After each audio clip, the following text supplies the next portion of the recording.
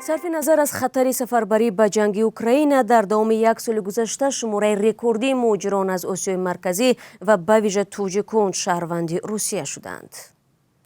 بنا به معلومات وزارت کارهای داخلی روسیه سال 2022 در میان جمهوری‌های پساشوروی تنها شهروندان تاجیکستان و قرقیزستان نسبت به یک سال پیش بیشتر شهروند روسیه گشتند. سال 2022 نزدیک به 174,000 تاجیک شهروند روسیه شد که در مقایسه با سال پیش 40% افزایش یافته است. به شهروندان ازبکستان 27,000 شناسنامه روسیه داده شده است که نسبت به سال 2021 14.5% کمتر است. تعداد شناسنامه‌هایی که به شهروندان قرقیزستان داده شدند نیز 18% زیاد شده 23,000 نفر را تشکیل داده است. کنستانتین ترویتسکی یک تحلیلگر کمیته کمک شهروندی سبب توجه افزاینده شهروندان تاجیکستان و قرقیزستان را به شناسنامه روسی به وضع نامساعد اقتصادی این جمهوری‌ها ربط می‌دهد. تاجیکستان از فقیرترین کشور پساشوروی است که طبق ارزیابی‌های سازمان ملل متحد حدود 30% اهالیش از کمغذایی اذیت می‌کشند. قرقیزستان در رده‌بندی کشورهای نادارترین دولت‌های پساشوروی بعد از تاجیکستان می‌ایستد. در همین حال میان ساکنان ازبکستان توجه به شناسنامه روسیه به شدت کاهش یافته است. هنوز ماه اپریل سال 2020 پرزیدنت روسیه ولادیمیر پوتین قانونی را امضا کرد که به خارجیان امکان می‌دهد شهروندی روسیه را بدون دست کشیدن از شهروندی خارجی صاحب شوند. مقامات روسیه پنهان نمی‌کنند که قصد دارند مهاجران تاجیک، ازبک و قرقیز را به صف نیروهای مسلح جلب نمایند.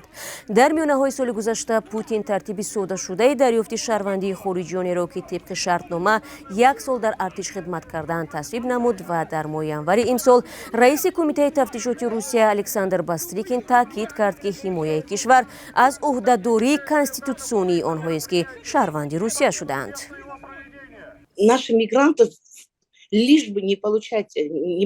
مهاجران ما تنها برای آنکه قانونی در روسیه حضور داشته باشند و با پلیس مشکلات پیش نیاید شناسنامه روسی را گرفتند.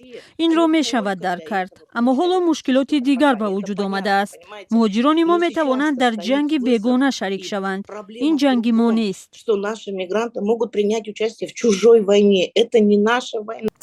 با آغاز سفربری در روسیه ساکنان تاجیکستان از ناپدید شدن پیوندانشان که مهاجران کاری بودند خبر دادند.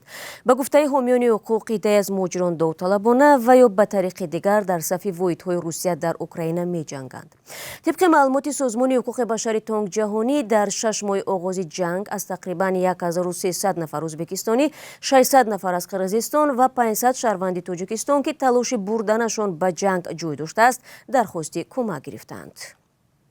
توجه به بازار کار روسیه در میان نمایندگان این کشورها افزایش می‌یابد. به گفته حقوق‌شناس و مؤسس پورتال میگرانت باطیر جان شیر محمد در کشورهای آسیای مرکزی تا حال جای کاری کافی نیست، معاش محلی خیلی کم است و برای ساکنان این کشورها فعلا به جز روسیه آلترناتیوی دریافت پول وجود ندارد.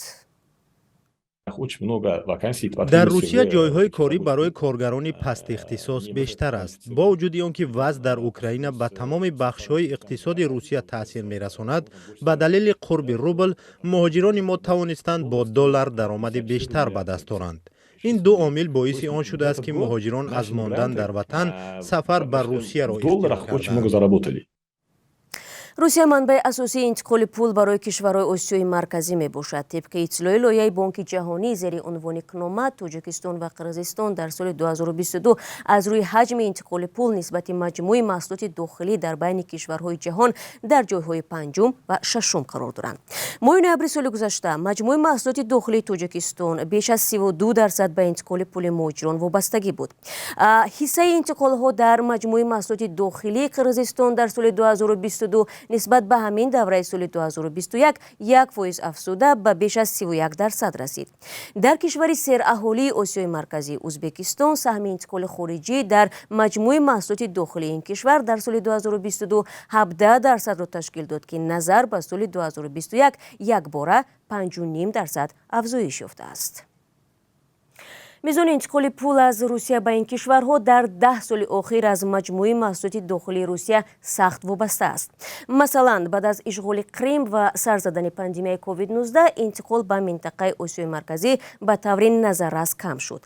ماه مارس سال 2022 تحلیلگران بانک جهانی بعد از حمله به اوکراین و بر اثر تحریم ها تغییرات جریان مهاجرت و کاهش تا 33% انتقال پول از روسیه را پیشگویی کرده بودند. واقعیت دیگر شد.